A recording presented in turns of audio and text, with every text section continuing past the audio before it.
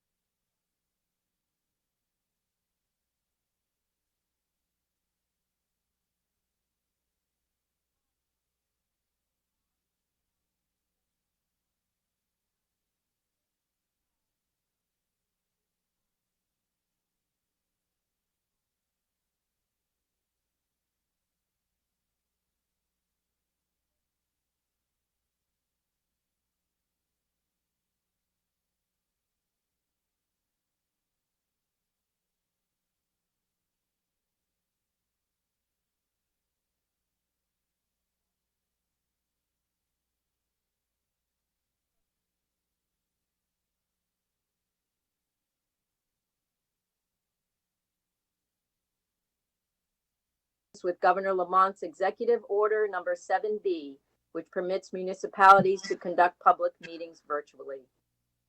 Members of the board and some town staff are participating by WebEx this morning, and members of the public can view the meeting live on West Hartford Community Television or on West Hartford Community Interactive, Comcast Channel 5, and Frontier TV Channel 6098, or at www.hctv.org.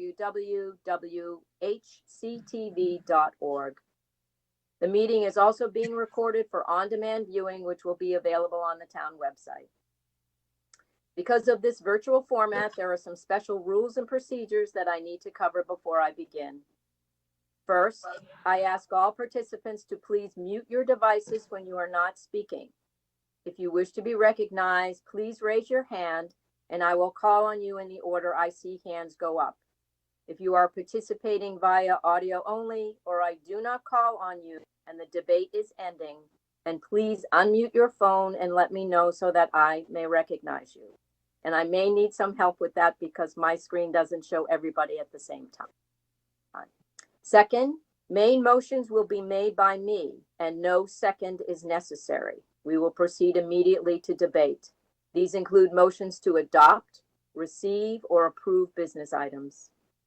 Subsidiary motions still require a second. These include motions to amend. A member must be recognized before making a subsidiary motion, but any member can second the motion by just unmuting their line and saying second.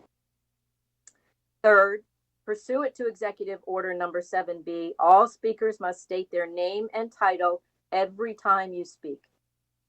Fourth, because of the difficulty in tallying voice votes on the video conference, will require that all votes be taken by roll call. Fifth, a reminder that if any participant has a problem with their connection, you should immediately call Yorinda Reinheimer, hopefully I said your name properly, whose phone number you were provided earlier. She will let me know and we will recess the meeting while the problem is resolved. If it cannot be resolved quickly, we will ask you to call into the meeting using a phone and to participate via audio only. Because this is a new format, I wish to thank everyone in advance for their patience as we learn from this experience. I will also say that Dallas Dodge has been very, very helpful to me in getting ready for this meeting, and he will be joining us this morning. I will now take the roll. Initially, I'll be looking to the following members of the pension board, and when I call your name, please also say your name and say that you are present. Nancy Dean, Chair, I am present. Lazaro, Guzman,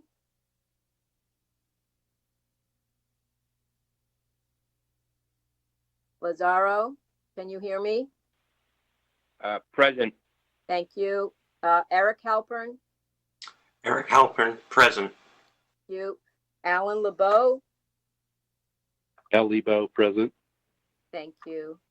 Brittany Birmingham. Brittany Birmingham, present. Thank you. Peter Privitera from the town. Pete Privitera, Finance Director, present. Thank you. I'd now like to recognize the other public officials from the town and the town staff who are participating in our meeting today. Ms. Mayor Shari Cantor. Yes, here. Thank you. Mr. Matt Hart, Town Manager. Matt Hart, present. Thank you. From our outside, Chris Kachmar, Chief Investment Officer and Managing Partner of Fiduciary Investment Advisors.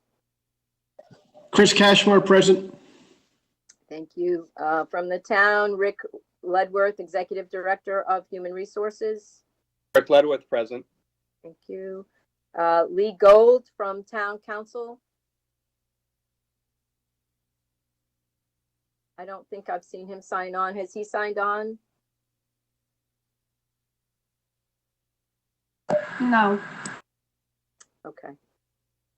Lori Carney, HR Specialist Clerk of the Board. Lori Carney.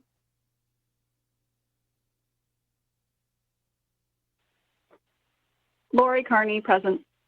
Thank you. Paula Nackey, Pension Bank Benefits Coordinator. I did not see her sign. Yurinda, you are here, right? Yurinda Reinheimer, Executive Assistant. Present. Dallas Dodge, Corporation Counsel. Dallas Dodge, present. Good morning. Good morning, thank you. Gina Verano, Corporation Counsel's Office. Did not see her sign on. Essie LeBeau, Town Clerk. And Jennifer Evans from West Hartford Community Television. Thank you. Okay. Thank you very much, all of you. I appreciate being able to get through the roll call. That was my first task of the morning. I do have, before we go to the agenda, or if you would all take a look at your agendas, I do have one request. And that is, if you look down in the formal actions, item 5B, that motion or that topic of talking about the ADEC for the fiscal year ending June 30, 2021, I would like to address that first in our agenda, and you'll see that we have Peter about to speak on that topic. It's just a technical matter of making sure we do that motion first. So hopefully you are all in agreement with that change. For my opening comments, I just want to thank you and welcome you all here this morning. This is a special meeting, so we will be conscious of getting to the topics that are listed on the agenda. I appreciate your patience as we got this started and all the help of the town in getting this organized for us. So with that being said, I will turn it over now to Pete Privitera, Director of Finance for the town. Pete? Good morning. Good morning, all. Pete Privitera, Finance Director. I believe you all have an exhibit that identifies different variations of valuations. As you recall, the last time the pension board met, I believe, or the time before, we accepted valuation recommendations from Becky Seelman, and that included the lowering of the discount rate and the usage of new mortality tables. Well, a lot's changed since then. I've been working very closely with department directors, with the town manager and the mayor to try to come up with ideas to reduce the town manager's initial proposed tax increase to the town council. Obviously, you know, we're all in difficult times, and we're trying to come up with a way to reduce that tax impact on our residents for next fiscal year.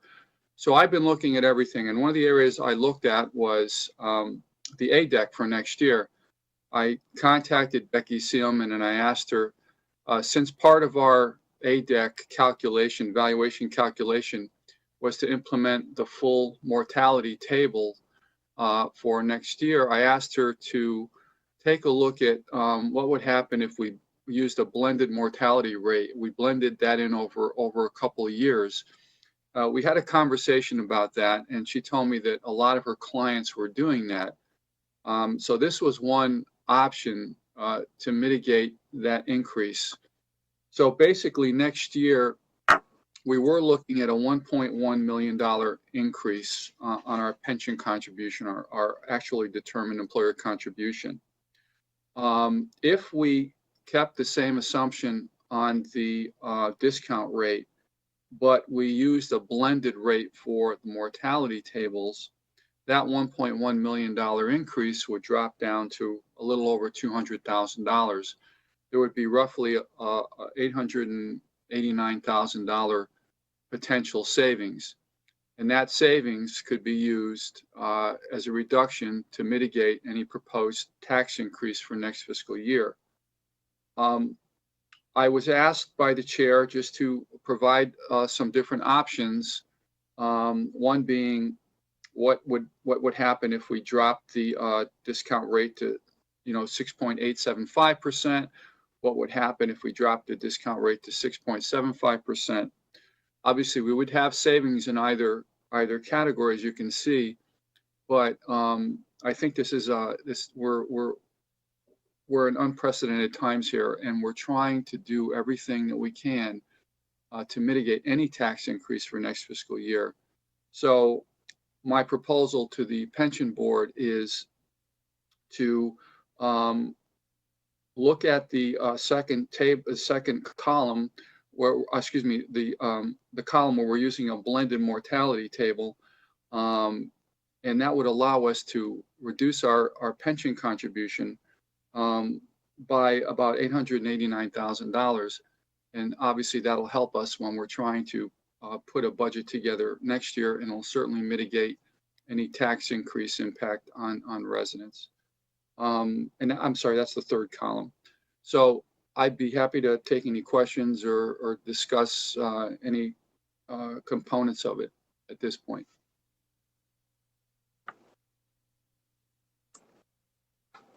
Thank you, Peter. Is there any questions, any discussion? Nancy, maybe before we, I'm sorry, it's Pete. I should have raised my hand. I was going to ask if the mayor had any comments before. Yes. I was raising my hand. Yes. So these are, first of all, thank you all for the preparation and getting us all here in this virtual meeting and actually having it streamed. I mean, I think that's a wonderful asset to the community. So I want to thank Peter for his forward thinking and hard work, and obviously Nancy for the preparation. But we are, and Matt is on and can talk to this too, we are in unprecedented times. These are external challenges that have impacted the town, and we need to respond to the needs of our residents across the board.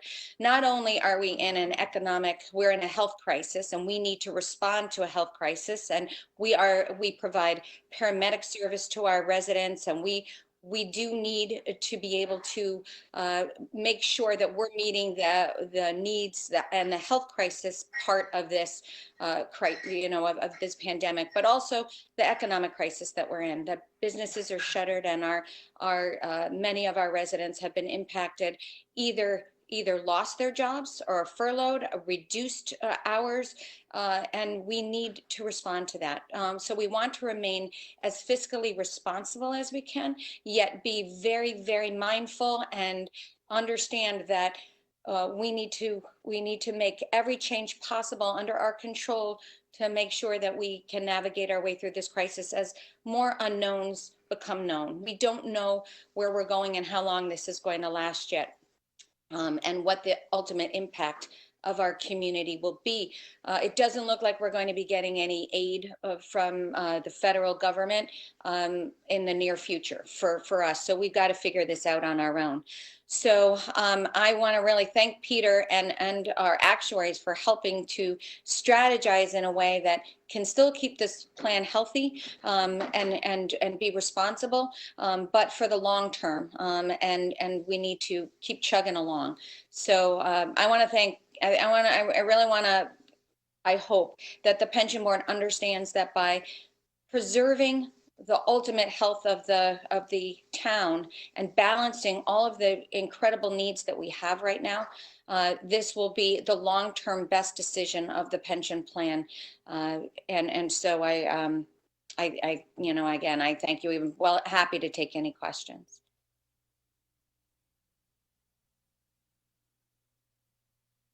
Hi, this is Matt Hart. I'd like to weigh in as well, if I could. Thank you, Matt.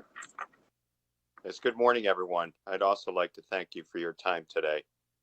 And just to add to Peter's and the mayor's comments, on March 10th, I presented a proposed budget, and that seems like years ago now, doesn't it? With this crisis. Anyhow, I presented a proposed budget that had close to a 3.6% tax increase, and it was a good and responsible budget.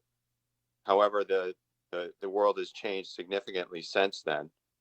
You know, at the request and direction of council leadership, both parties, I have worked with the superintendent of schools and our respective finance teams to modify what we proposed. And tonight I'll be presenting the proposed budget, the revisions to the council. And we're seeking a no tax increase budget. And we are going to see some service reductions in order to accomplish that. You know, service reductions in a wide variety of departments. We don't know yet, you know, how long we're going to be dealing with this crisis. My best assumption is it's going to be a period of years, you know, and we're going to plan for a recovery over a period of years.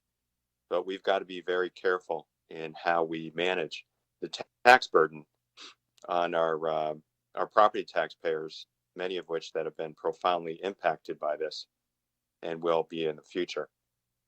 Funding the ADEC remains a very important goal for the town. We're just seeking to do it in a responsible way and in a balanced way. And we think this option would allow us to do just that. So we would greatly appreciate your strong consideration of this proposal. Thank you. Thank you, Matt.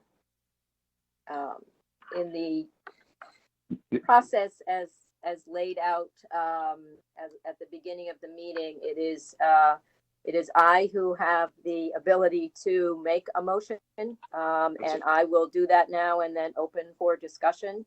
So I will make the motion to approve the actuarial assumptions based on column 3 on Pete's exhibit, which means using blending in the new mortality tables at 50%, but leaving the interest rate as we approved a couple months ago for the fiscal year ending June 30, 21. Is my understanding, and I will look to Dallas Dodge to make sure that I do this properly, that we do not need a second in this particular case, but that I would now open this for discussion. Is that correct, Dallas? Thank you, Madam Chair. That's correct. For small boards such as this, a second is not required, and you may proceed immediately to debate. Okay, thank you. Excuse me, Nancy. This is Yes. Eric Halpern. Yes. I'm sorry, I tried to weigh in earlier, but I must not have been visible. I was led to believe this was merely a little technical thing. I really would prefer to hear the investment portion of the meeting before taking action on this. I suspect that has a lot of bearing both on current funding levels and assumptions of future returns. And I think more information here would be valuable.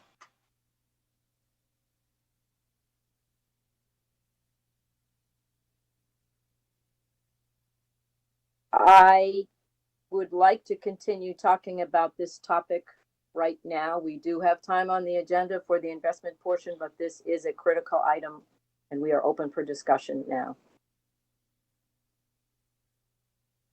So that being the case, my understanding is that blending the mortality is not actually reducing the cost, but just deferring it to a later date. Is that an accurate understanding?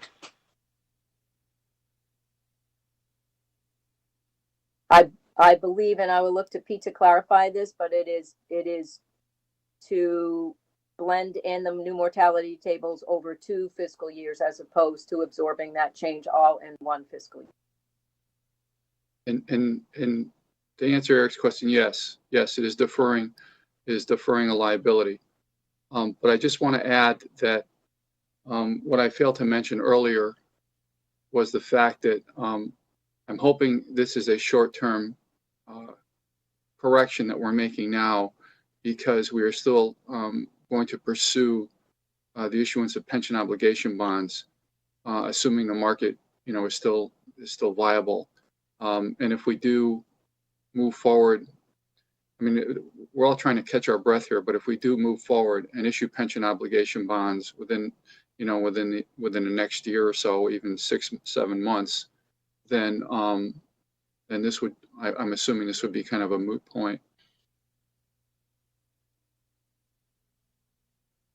And Nancy, if you don't want to go to the full investment presentation, can we at least have Chris weigh in on his firm's views of interest rates and the we made assumptions and discount rates based on a pre-crisis level, and be at least at a minimum, I'd like to get a sense for whether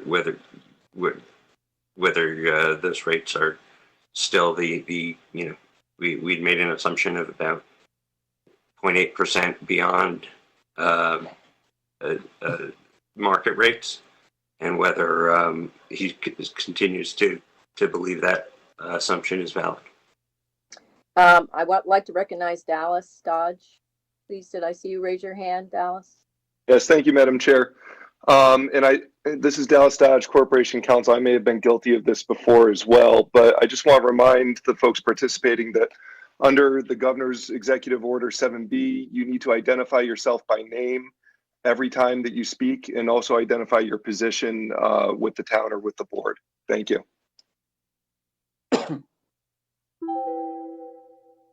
Thank you, Dallas. Sorry, I was not requiring that. I will try to remember to do that also.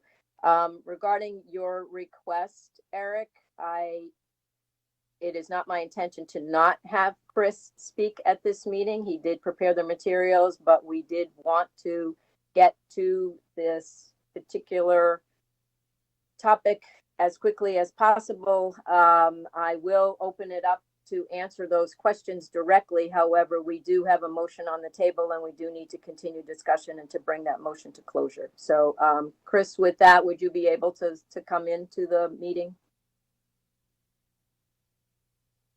Can you hear me, Chris? I can. Good morning, Oh, Chris. good. Thank you, Chris. Chris, can you respond to Eric's questions about the interest rate assumptions that FIA is looking at the moment?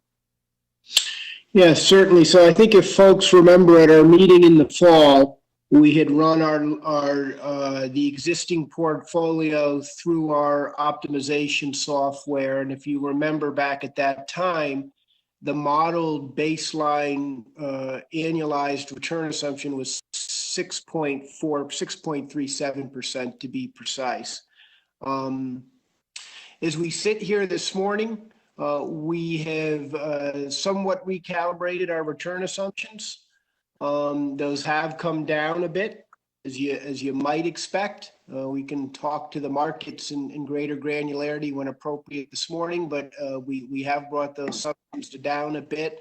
The arithmetic probably today takes us somewheres on a modeled basis to 6.25%. I think the board remembers the mechanics of that calculation are such that we don't include the allowance for any type of active management contribution. It's simply the allocation.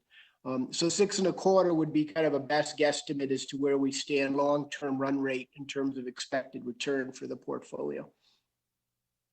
So it is a bit lower than what we had in the fall. Thank you. Any other questions before we call the vote?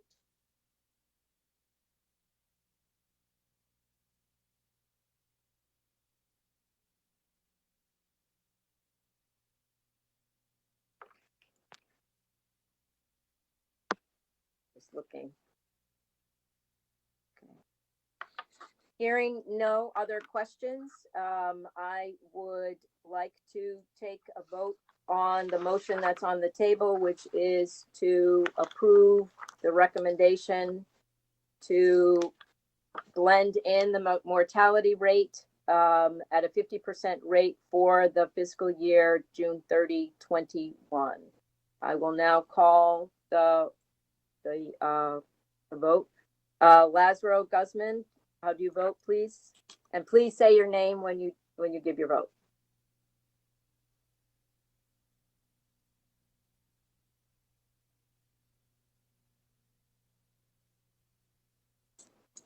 Laz? Okay. Alan LeBeau, will you please vote? This is Al Lebo. I vote aye. Brittany Birmingham, would you please vote? Brittany Birmingham, aye. Eric Halpern, would you please vote? Eric Halpern, nay. Peter Privitera, would you please vote? Peter Privitera, aye.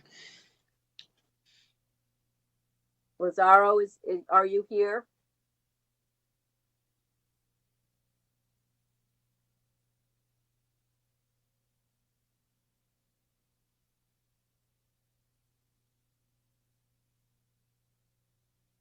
Dallas Dodge, please. Thank you, Madam Chair. Madam Chair, this is a somewhat irregular practice, but given the format, we've been using it for some boards and commissions. If you wish, you may leave the vote open, so I would not announce the tally until the end of the meeting if Mr. Lazaro is able to, or Mr. Guzman is able to rejoin and cast his vote on this particular motion. Okay. Or you may announce the tally and the vote would be closed. Thank you.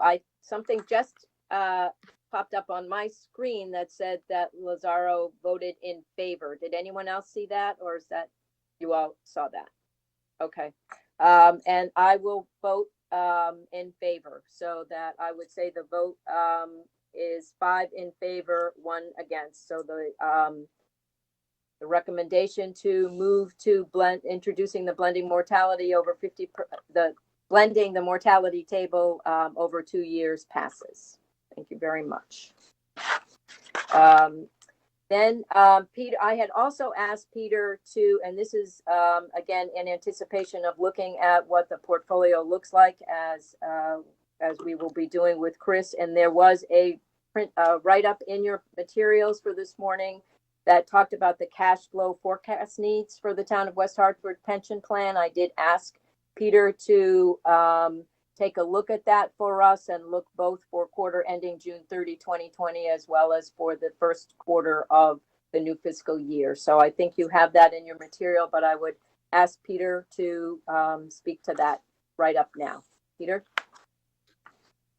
Thank you, Peter Privitera, Finance Director for the town. Basically, we expend more money than we take in, and we use the pool cash concept here. So basically, the town meets the liabilities of the pensioners up until the last quarter, and then we ask Chris to raise cash. we've done it both ways. We've done it on a monthly basis, and we've done it in this manner. At the end of this fiscal year, for the last quarter, we're looking at roughly $2.7 million a year. Next year is a little harder to predict, only because we know we're going to have to raise cash, but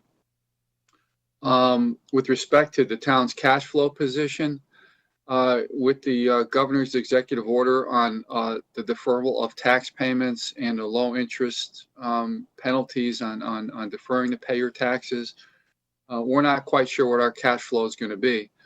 You know, if we do have to raise cash early in the year, it probably would be towards the end of the first quarter for the pension board. But it's something that, you know, hopefully we'll get our arms around in July when we see how many residents and commercial property owners are going to take advantage of that deferral payment program. But as it stands right now, we are looking for $2.7 million a month over the next 3 months, and we've already discussed that with Chris and staff, and that's where we stand right now. Thank you. Any questions for Peter? This is Nancy speaking.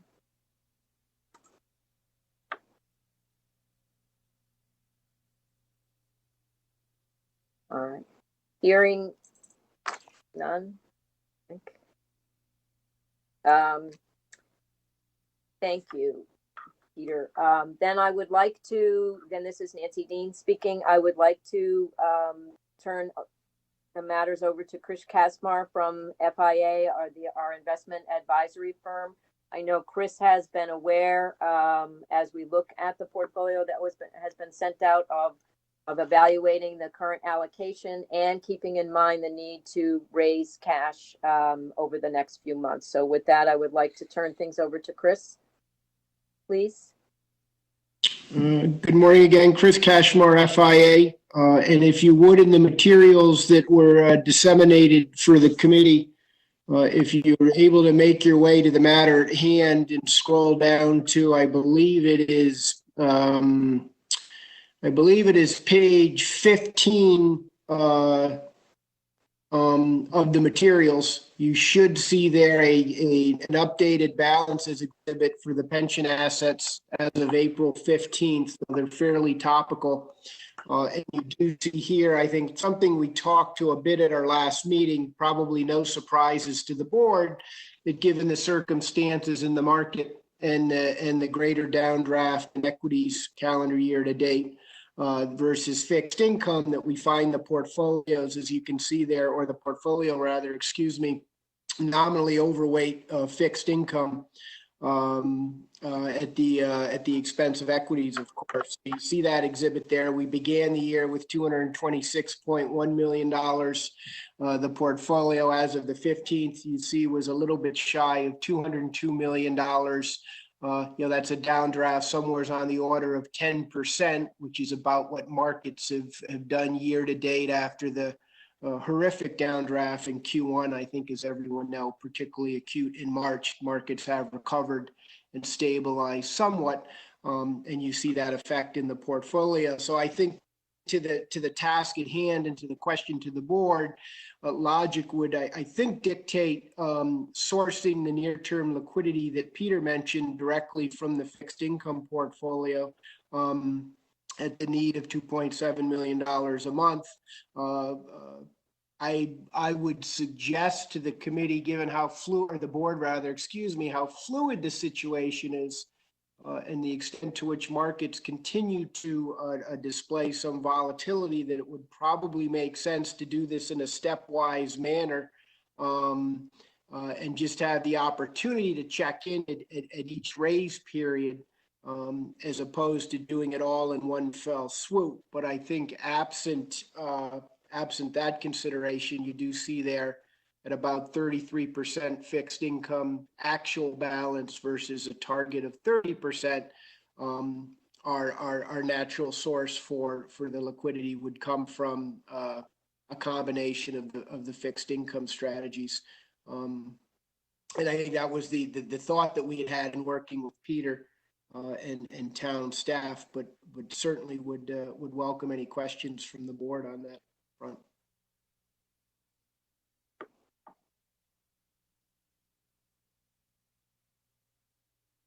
This is Nancy. Nancy Dean, Chair, I would just point everyone's attention, I believe, Chris, the Barings property, you've been able to roll that forward to a 331 valuation now. Is that right? Yes, Nancy. Barings is probably the sole investment that's actually been marked up nominally calendar year to date. But yes, that has been rolled through as current as we can get it.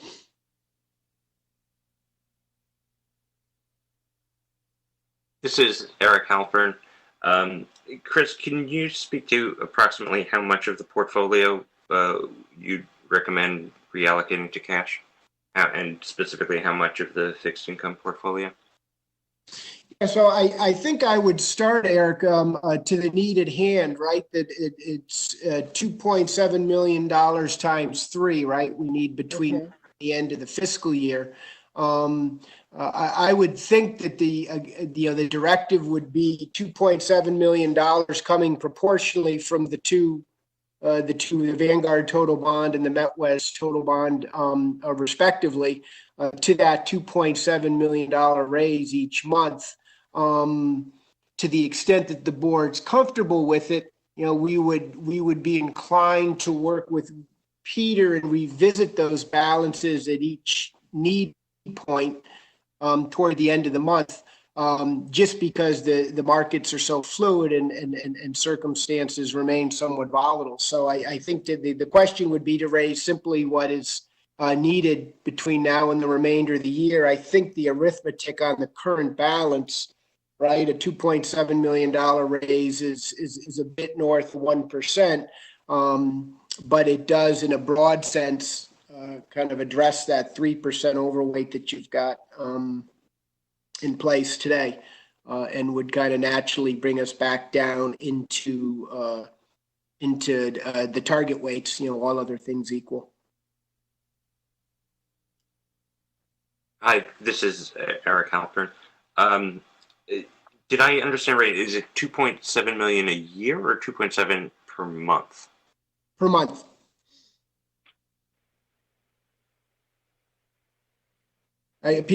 Peter to validate, Eric, but I believe we need $2.7 million a month for the next 3 months through to the end of the fiscal year.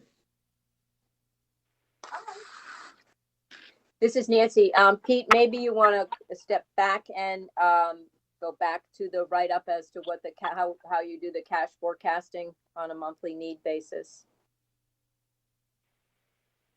This is Pete Privitera.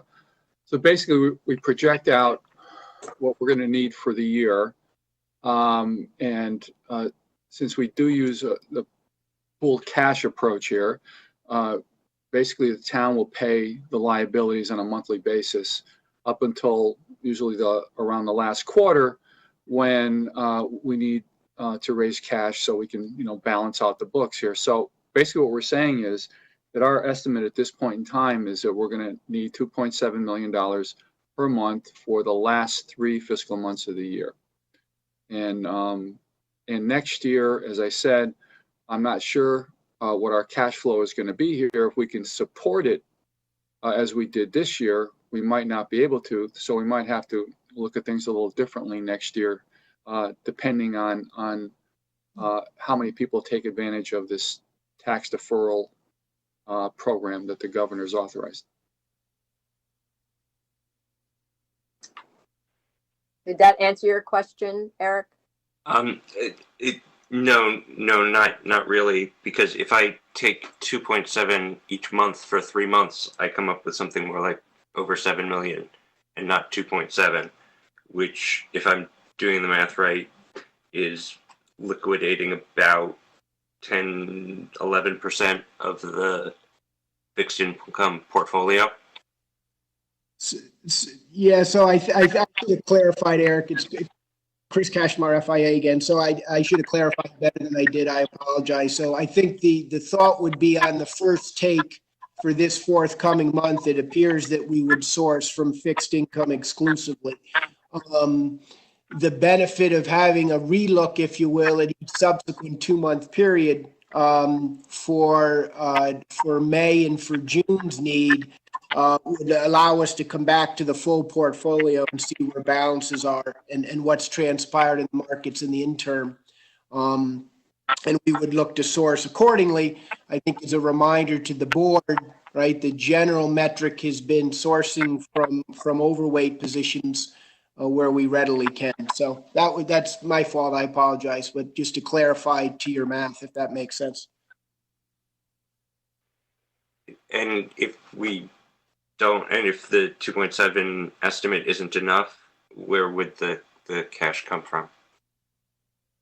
I'm sorry, would you repeat that? This is Nancy. Eric, I didn't catch the first part of your question. If the $2.7 million estimate, we discover at the end of a month that it's insufficient, where would the cash come from? Peter?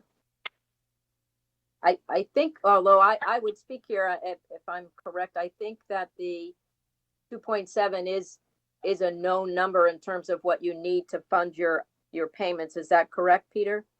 Yes, this is Pete Privitera. Yes, it is. Madam Chair. Yes. Thank you, Dallas. Thank you. This is Dallas Dodge Corporation Counsel. Just a reminder to everybody again, I believe it was Mr. Halpern speaking earlier. Please make sure that you identify your name every time that you speak. I know it can be awkward sometimes when there's a back and forth, but it is a practice that we need to try and stick with. Thank you, Madam Chair. Nancy, This is Nancy Lebo. Dean. Thank you, Dallas. Alan, Nancy, would you like to speak?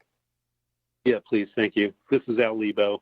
As Nancy mentioned, the real estate fund is also above target.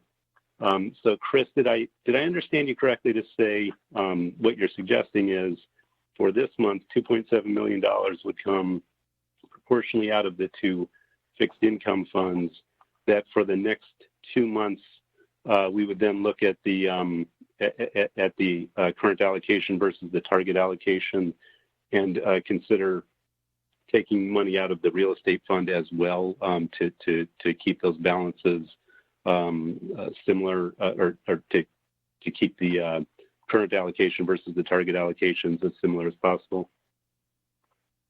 Chris Kachmar from FIA. The one impediment, Alan, that we've got, as you know, with the real estate fund is there is a liquidity protocol to raise money. So there's a 90-day advance notice. So we've kind of already run into that notice, if you will, period. So and we did raise from real estate, you remember, not too long ago to trim some of that overweight. So in a practical sense, I don't think between now and the end of the fiscal year, we'd have access to incremental monies from the real estate investment. We'd have to look to the more liquid portions of the portfolio, the other 95% of the assets, at least for the next couple of months. Okay, thank you. This is Al Lebo again. So we cannot take money from the Barings fund. And so when you were suggesting that we would reconsider in the next 2 months, you were talking if the equity funds had recovered. Is that what you meant? Chris Kachmar from FIA, exactly. Right now, so let's pretend we have a huge updraft in markets in the next 5 weeks. We may find ourselves naturally taking from equities as a mechanism to get us back down to the target weights. And I think that flexibility allows us that view in the two subsequent raises after the immediate one. Thank you.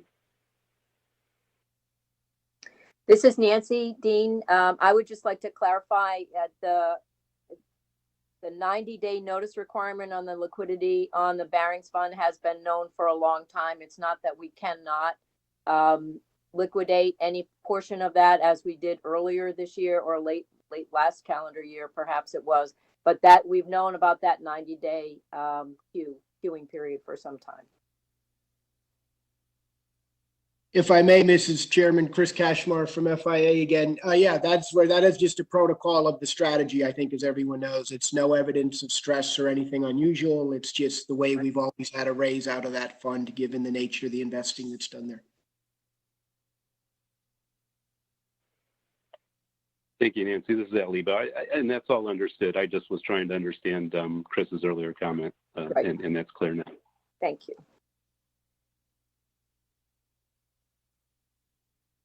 This is Nancy. Any other questions for Chris or anything else, Chris, at this time that you'd like to add? If Chris Kachmar from FIA, just quickly, Ms. Chairwoman, thank you. And I think for the board's edification, as has been kind of alluded to throughout the call this morning, the markets have proven to be awfully challenging, I think, as we all know. We are certainly of the mindset that we are in a recession and that market volatility will continue to remain somewhat elevated. We have had a measure of stability more recently, as I mentioned, certainly to some extent by virtue of the magnitude of stimulus that's been thrown, both fiscal and monetary at the situation. And the markets have upticked in April, as you know, but we expect things will continue to be challenged. The landscape will be challenged both on the investment front and more broadly, macroeconomically. We're obviously keeping tabs on that detail and collateral on your behalf, and we'll provide information on a regular basis in terms of updates. This is Nancy. Thank you. We do have a regularly scheduled meeting on May 11th. I assume that we will be doing it in this format as well, so we'll have another opportunity to have an assessment of the cash needs at that time. I'll look to Pete to verify that, and then Chris will be looking at the portfolio around this table then too. So thank you. There is one more item, which are the minutes of our meeting of February 10th, 2020. I would make a motion to approve the minutes for that regular meeting of Monday, February 10th, 2020. May I take a roll call vote for that? To approve that. Mr. Halpern? Since I was unable to attend the meeting, I'm going to abstain. Got it. Thank you. Mr. LeBeau? Approve. Thank you. Ms. Brittany Birmingham? Brittany Birmingham, approve. Thank you. Pete Privitera, Director of Financial Services? Pete Privitera, yes. Thank you. And Laz Guzman? I also see a note here, text note that he has voted to approve. So the motion to approve those minutes has passed. I think we have finished the agenda, so I would make a motion to adjourn. Do I have to, Mr. Dodge, do I need to take a vote on that as well? Do a roll call vote on the motion to adjourn? No, Madam Chair. I think for a motion to adjourn, you can ask if there's any objection. And if there's not, then you can stand adjourned. Thank you. This is Nancy. Is there any objection to the motion to adjourn?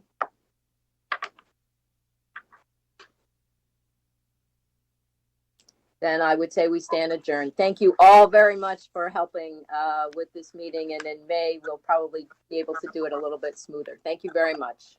Thank you all. Thank you.